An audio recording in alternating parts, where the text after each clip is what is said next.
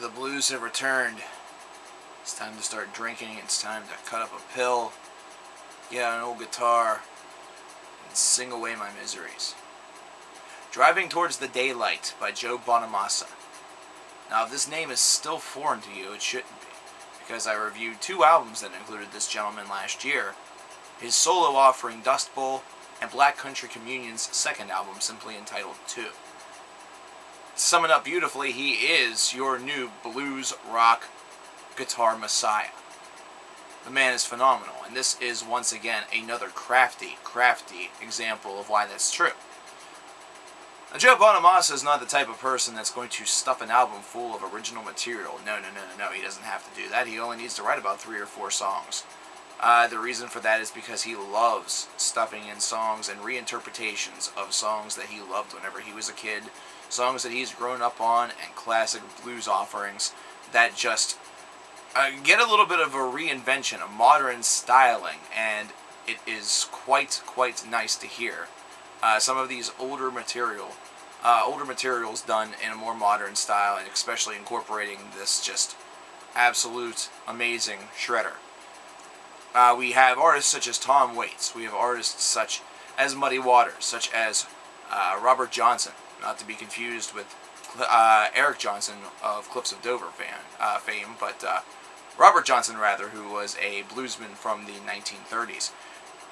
We have Jimmy Barnes, also in the track's finale, and Jimmy Barnes himself actually makes a cameo doing some vocals along with Joe. Joe himself does guitar work, he does the vocal work.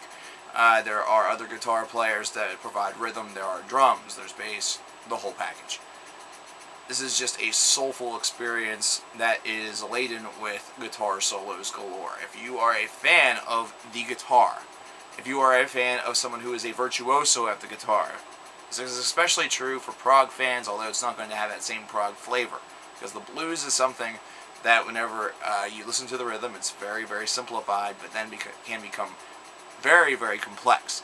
This is the reason why blues is considered to be the root of all music, and that is something that is absolutely true. So a lot of people who don't pay respect to the blues should be paying respect to the blues. This is an 11-track offering that throughout the whole entire experience kind of takes you on a roller coaster ride. And this is something that you'll notice with a lot of Joe's albums, and it's something that is adequately done. Not to mention also adequately set up that way, because it is the best way to kind of keep your emotions in check throughout this entire album. Not to mention, it is a way in which Joe himself is able to prevent the album to feel as though he's overindulging himself each and every single track. There are tracks, there are covers that he is just able to go off into another stratosphere with his guitar work, with his soloing. You give him an instrumental break and he will turn it into something that will cause jaws to drop and shit to end up in pants. Yes. Your jockeys will turn into diapers. Your boxers with the little smiley faces on them, they'll be frowning because you just laid a nice big deuce in them.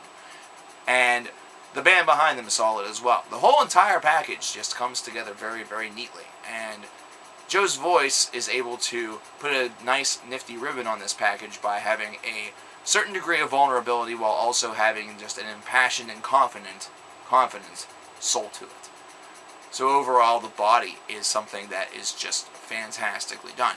This is an album that you will quickly find yourself putting on repeat for certain songs for certain reasons. Whether it be because of a blistering solo that you heard Joe put out on the album's first track. Whether it's the very soulful and almost kind of country in nature song, Driving Towards the Daylight, that just has an impeccable hook and just a fantastic allure to it overall. Whether it's the Tom Waits cover that really just blends that soul with a very murky, depressing kind of pseudo-atmosphere.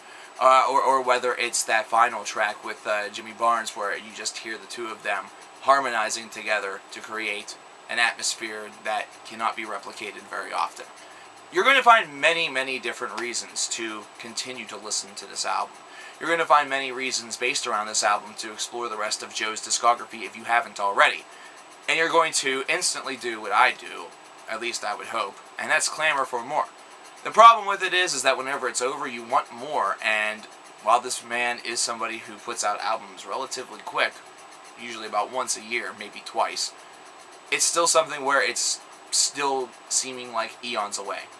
Overall, Driving Towards the Daylight by Joe Bonamassa is once again another powerful example of why I love this guy and why blues rock really seems like it's making a triumphant return, especially with the singer-songwriter, guitar, guru style coming back. Also with artists such as Kenny Wayne Shepherd. I would give this album an 8.5 out of 10. Love it. There's very little that I could say negatively about this. The flow is good. The atmosphere is fantastic. Just everything about this is terrifically done, and props to the production team and everything like that. Guys, I understand that these are out of my element, maybe to some of you guys, but this is stuff that you can easily love and still be a metal fan, and this is stuff you can easily, easierly, it's even easier to like this if you are a conventional rock fan. Check this stuff out. It is worth your time. I guarantee it.